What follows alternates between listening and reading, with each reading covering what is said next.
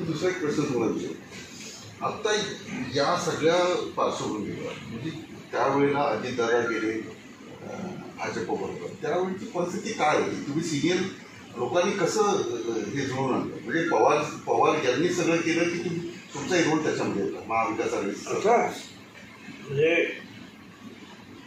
कशाचं बोलू, म्हणजे शिवसेनाला घ्यायचं की नाही सोबत, जे काँग्रेसमुळे प्रश्न होता? असं आहे की सुरुवातीपासून मी आणि राष्ट्रवादी काँग्रेस आम्ही चर्चा करीत होतो की शिवसेनेला बरोबर घेऊन सरकार करायचं म्हणून, आणि म्हणूनच पवार साहेब दिल्लीत जाऊन त्यांनी काँग्रेसच्या सृष्टीची समजूत काढली आणि त्यांना तयार केलं. त्याच लाईनवर आम्ही सगळे. पण भाजपमध्ये म्हणतात ते पुस्तकामध्ये पण आहे, पॉवर ट्रेडिंगमध्ये, की राष्ट्रवादीचे ज्येष्ठ नेते आणि अमित शहा यांची बैठक झाली आणि सरकार आता भाजपचं हे नव्हतं राष्ट्रवादी काँग्रेस. मला त्यांची कल्पना नाही, परंतु पवार साहेबांची आणि नरेंद्र मोदी साहेबांची, अमित शहाची, पवार साहेबांची देशाच्या सगळ्या नेत्यांशी जे चांगले संबंध आहेत. चांगले म्हणजे असे की विरोधी पक्षात असले तरी, आणि ते नरेंद्र मोदींनी बारामतीला येऊन कबूल केले की पवार साहब की उंगली पकड़ के मैं पॉलिटिक्स में आया करके, असं कुछ असं काही नाही वाटतं. नंतर ती पवार साहेबांनी झटकलंच होता नाही माझं असंही झालं, तो त्याचा मोठेपणा झाला. पण त्यांनी ते खरं म्हणाले ना. प्रश्न असा आहे की पवार साहेब आजही सगळ्यांशी बोलतात, त्याच्यामुळे सगळे बोलतात म्हणजे काय पॉलिटिकल आपला जो अजेंडा सोडून बोलतात मला नाही वाटतं. पवारच्या मागे इन्कम टॅक्सची ईडीची चौकशी हे सगळं माहिती असतात, त्याच्यामुळे प्रताप सरनाईक या त्यांच्या मागे ईडी झाली, हे काय होतं? तुम्ही त्यांच्या विरुद्ध बोला, उद्यापासून तुम्ही तुमच्या चॅनलवर सुरू करा, जास्तीत जास्त कडक त्यांच्या विरुद्ध बोलायचं. की चॅनलचे जे असतात तुमचे काय म्हणतात ते संपादक वगैरे काय असतात तिकडचे, ते सुद्धा जातात पटापट, चॅनलसुद्धा ब्लॅकआउट होऊन जातो, अनेकांना बाहेर ढकललं जातं.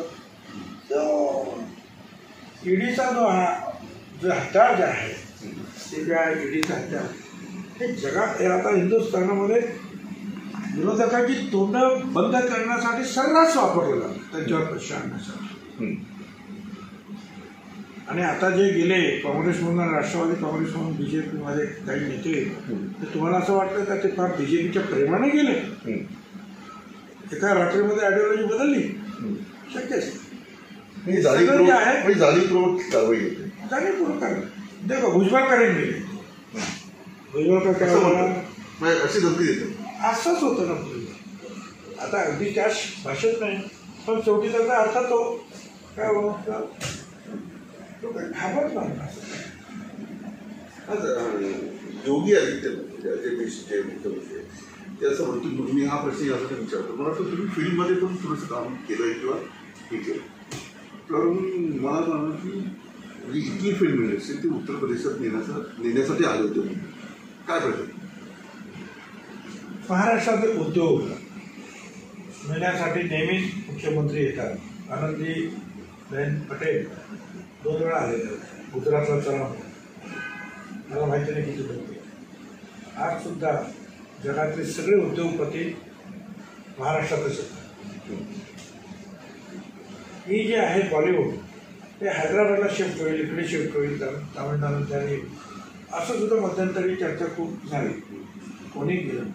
हां, मुंबईत राहणारे बॉलिवूडचे आमचे कलाकार हे एखादी जी आहे साऊथ इंडियन फिल्म बनवण्यासाठी ते रामोजीराव स्टुडिओमध्ये जातील, पण परत ते बॉलिवूडमध्येच मुंबईत किंवा भोजपुरी फिल्ममध्ये काम करणे, जागतिक दर्जाचा आम्ही भोजपुरी फिल्म करायची असेल तर एखादा तिकडे जाईल, पण शेवटी मुंबईमध्ये म्हणजे सगळे येतात. आणि मुंबईमध्ये हा जो बॉलिवूड जो आहे हा देशातील सर्व प्रांतातील लोकांनी मोठा केलेला आहे.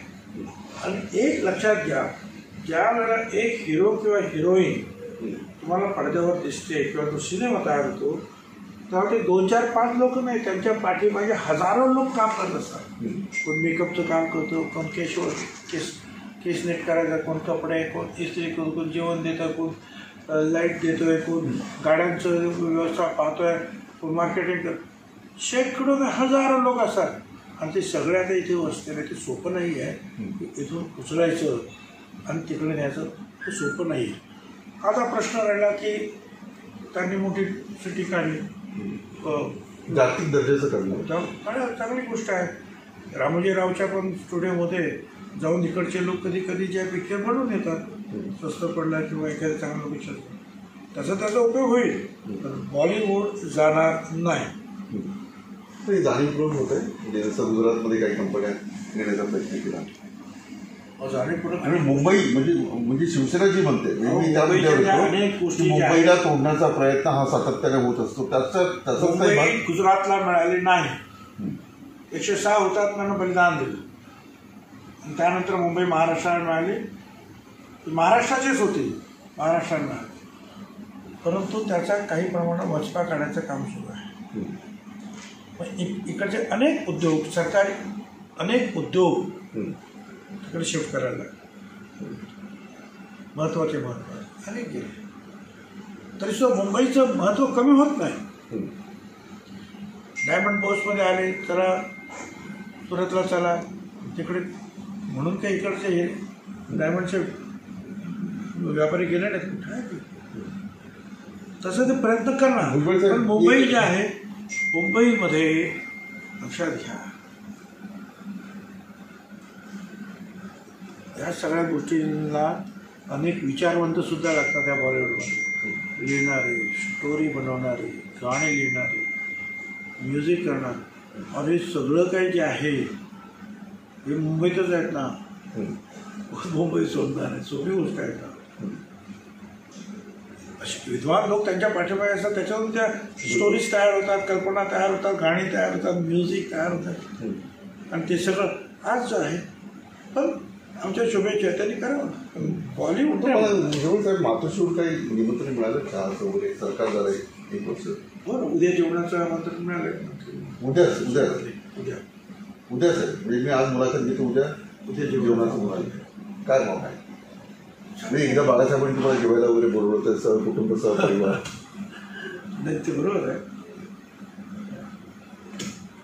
आता तो विषय मागे पडला. आता मुख्यमंत्री म्हणून आम्ही त्यांच्याकडे जाणार आहोत आणि सगळ्या मंत्र्यांना, त्यांच्या कुटुंबियांना सुद्धा त्यांनी बोलवलेलं आहे. ती चांगली गोष्ट आहे ना.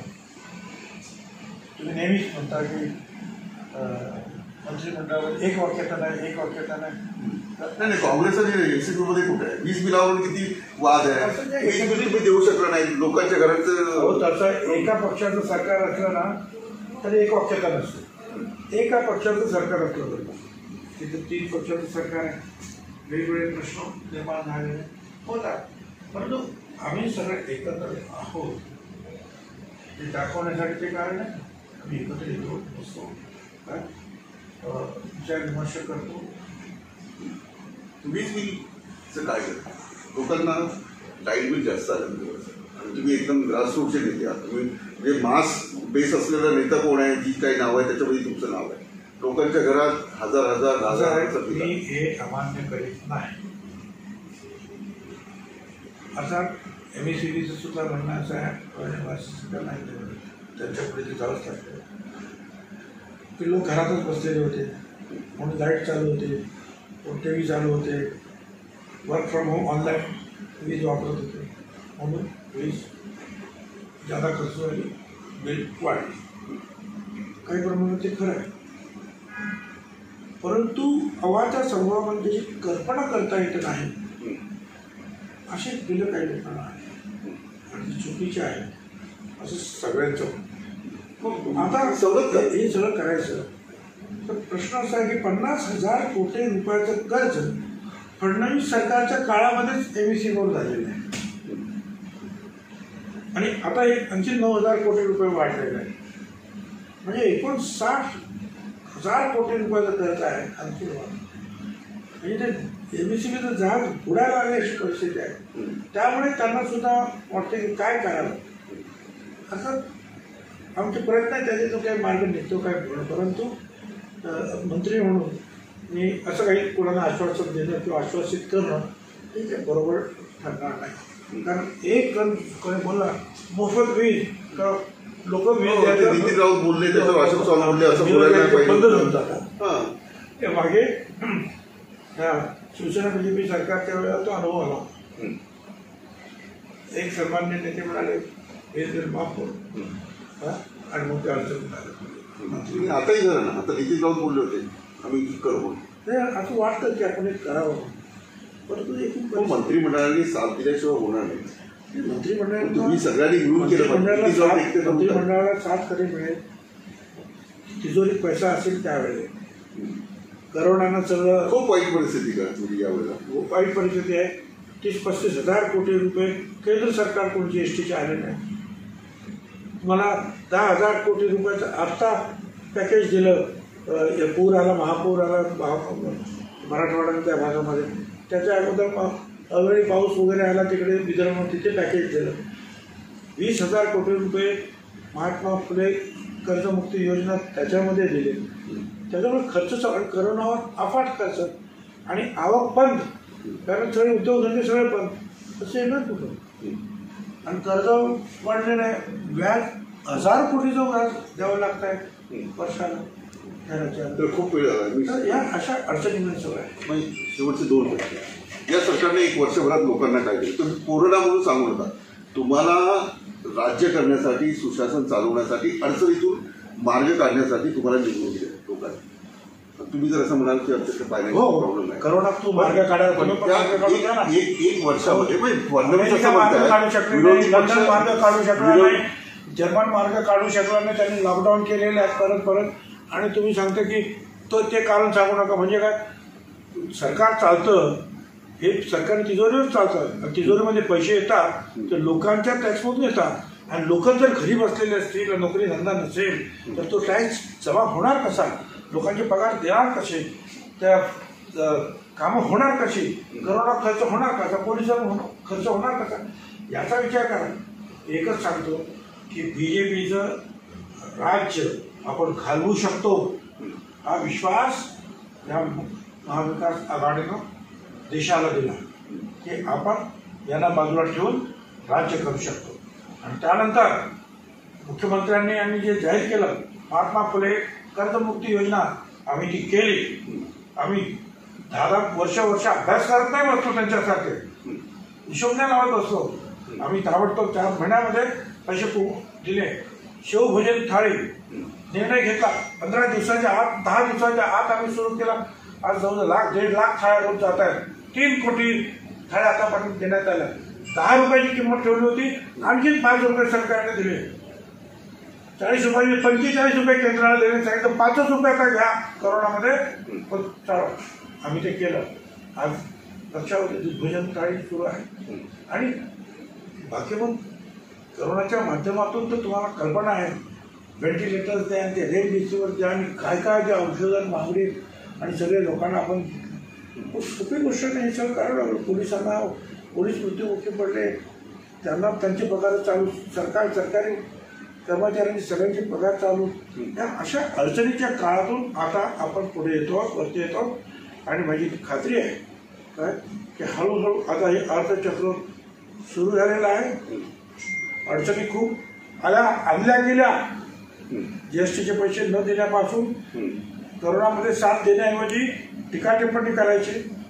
उलट सुशांत सिंग राजपूत सारखी ज्या प्रकरणं जे आहेत पेटवायची आणि सरकार पोलिसांवर जे आहे अगदी इंटरनॅशनली मारा करायचा. काय पाप केले आणि आता 6 महिने झालं ते CBIवर बसलेली आहे. का सांगत नाही की बाबा इथे त्याच्यामध्ये काहीच दम नाही, मर्डर झाला नाही, जाहीर करायला पाहिजे. त्यांचं चाललंय 5 ग्राम गांजा सापडला, 10 ग्राम अफू सापडली, ते तर नेहमीचं काम आहे. करा, तुम्हाला जे काम सापडले तुम्ही आलात इकडे, त्याचं काय झालं. म्हणजे पोलिसांना नाहक बदनाम करायचं काम केलं, शासनानं नाहक बदनाम करण्याचं काम केलं. हे सगळं करण्याची ही वेळ नव्हती, हे राजकारण असं करण्याचे केलं यांनी. आणि त्याच वेळेला एकीकडे जे आहे करोना माणसं मृत्युमुखी पडत होते आणि तिकडे जे संपूर्ण लक्ष आपल्याला द्यावं लागत होतं. या परिस्थितीमध्ये आम्ही काम करत पुढे गेलेलो. आता बाकीचे प्रश्न जे आहेत, करोना अजून संपलेला नाही, दुसरी लाट येते की काय असं वाटायला लागलंय. दुसरी लाट अजून आली नाही, परंतु काही प्रमाणामध्ये करोना परत जो खाली गेला होता त्याने परत काही प्रमाणामध्ये तो वाढलेला आहे. अशा परिस्थितीमध्ये एकच सांगूया आपण की अर्थचक्राला गती मिळते आहे आणि त्यातून चांगलं काम जे आहे निश्चितपणे या जनतेसाठी आतापर्यंत सुद्धा केलं. घरात बसलेल्या असा सगळ्यांना 20,000 कोटी रुपयाचे कर्जमाफीपासून सगळी मदत आपण सगळी केली. आणि आता याच्या पुढे जे विकासाची कामं जी आहेत ती कामं आता आम्ही सुरू करू. शेवटचे 2 प्रश्न अगदी थोडक्यात मला विचारायचे. एक तर भुजबळ साहेब उद्धव ठाकरे यांना प्रशासनाचा अनुभव नाही अशी टीका विरोधक करतात. असं तुमची एक प्रतिक्रिया सांगा. 1 वर्षाचा कारभार आणि उद्धव ठाकरेंचं काम पक्षप्रमुख म्हणून तुम्ही ऐकलं त्यांना, बाळासाहेबांचे चिरंजीव म्हणून तुम्ही त्यांना पाहिलंय, त्यांच्यासोबत राहिलाय, तुम्हाला काका ते म्हणत होते. 1 वर्ष शेवटी कसं प्रशासनामध्ये मुख्यमंत्रीपदी काम करणं वेगळं असतं आणि पक्षात काम करणं वेगळं असतं. तुम्ही 10 वाक्य बोलायचे, मी एकच वाक्य बोललो. बरोबर. प्रश्न असा आहे की मला तुमच्यासारखं वाटलं की बा यांना हे प्रशासनाचे प्रश्न समजतील की नाही. पण मी तुम्हाला सांगतो शेतीच्या प्रश्नांपासून सहकाराच्या प्रश्नापर्यंत आणि या पूर आणि महापूर आणि अवकाळी पाऊस ह्या सगळ्यांमध्ये त्यांनी जातीने लक्ष घातलं, बसून अभ्यास केला, समजून घेतले प्रश्न, चर्चेत भाग घेतात आणि निर्णय घेतात. मला त्यांचं खरोखरच कौतुक करावंसं वाटतं की प्रशासनाचा काही अनुभव नसताना केवळ शिवसेना नेता म्हणून त्यांनी जे अनेक प्रश्नावर भाषणं केली, त्या जो काही अभ्यास झाला असेल, प्रश्न समजून त्यांनी घेतले असतील तो, आणि आता सहकाऱ्यांकडून आणि प्रशासनातील अधिकाऱ्यांकडून प्रश्न समजावून घेऊन ते निश्चितपणे अतिशय चांगलं काम करतात. हे विरोधक जे म्हणतात की 10 दिवसांनी पडेल, 15 दिवसांनी, आता दानवे असं म्हटलं की 2-3 महिने पहा आपलं 10 दिवस कधी 2-3 महिने झाले वर्ष. ही दादरं त्यांना दाखवलीच पाहिजे. नाहीतर आता खडसेसारखा नेता त्यांचा आमच्याकडे आला, जर सरकार पडणार असेल तर तो आले असे गाव किंवा ते जयसिंगराव गायकवाडचे आले. आता असे अनेक आमचे जे गेलेले आहेत ते यायला मागतात, मग त्यांच्या पुढे लॉलीपॉप झाला. आता 2 महिने गेलं, सरकार गेलं, गेलेले येतात तुमच्याकडे यायला मागतातच आहे. परंतु याच्यासाठी मग हे लॉलीपॉप दाखवत बसायचं आणि थांबवायचं, म्हणून ते सगळं चालेल. हे सरकार पुढचे 5 वर्ष म्हणजे पूर्ण काळ, पुढची 4 वर्ष काढणार आणि त्याच्यानंतर सुद्धा एकत्र निवडणूक लढणार आणि हे सरकार परत आहे. खूप खूप धन्यवाद छगन भुजबळ साहेब. एकूणच भुजबळांचा स्वभाव जो सुरुवातीला होता तो मला जाणून घ्यायचा होता की वर्षभरात काही बदल नाही का, पण तोच आहे. कोरोनाचं संकट असतानाही ते मंत्री म्हणून त्यांनी काम केलं आणि जुन्या आठवणी, म्हणजे जेलमध्ये असतानाच्या आठवणी, आता मंत्रिपदावर असतानाच्या आठवणी आणि अन्नधान्य एक माणूस सुद्धा उपाशी नाही राहिला. 3.5 लाख टन अन्नधान्य द्यायचो महिन्याला. त्यावेळेला आम्ही केंद्र सरकारचे आम्ही इकडून तिकडून जे काही अन्नधान्य वाढवलं, आम्ही आणखी पैसे घातले 700 कोटी रुपये सगळ्या कार्डधारकांना. 9 लाख टन अन्नधान्य दर महिन्यात त्याच यंत्रणेतून घरोघर पोहोचवलं. किती मोठं काय. तुमचं काही कविता शिरोसारी निवडणुकीमध्ये शिरोसारी की मका 2.5 लाख टन आम्हाला घ्यायचा होता, प्रोक्योर करायचा होता. 11.5 लाख टन मका जो आहे मागच्या वेळेला भेटला. धानावर बोनस म्हणून 1400 कोटी रुपये दिले. म्हणजे म्हणजे 1850 रुपये हमी भावाचे, 700 रुपये पर क्विंटल बोनस दिला. 1400 कोटी या अडचणीच्या. तुम्ही मध्ये प्रचारामध्ये काहीतरी कविता, काहीतरी शिरोसारी, आता जे लोकांना काही जोर आहे ना, असं वर्षभरात काही सूचना तुम्ही दिलं आहे? म्हणजे आता नाही, वर्षभरामध्ये करोना गो करोना. भुजबळांची गप्पा मारणं, त्याची मुलाखत घेणं एक वेगळा अनुभव असतो. आणि मॅक्स महाराष्ट्राच्या प्रेक्षकांना पुन्हा एकदा मी छगन भुजबळ यांना वर्षभराच्या कामांविषयी काय वाटतं आणि जुन्या आठवणीविषयी काय वाटतं आणि इथून पुढे काय असेल त्यांचं काम याविषयी मी बोलते करण्याचा प्रयत्न केला. मी इथेच थांबतो. आपण पाहता मॅक्स महाराष्ट्र.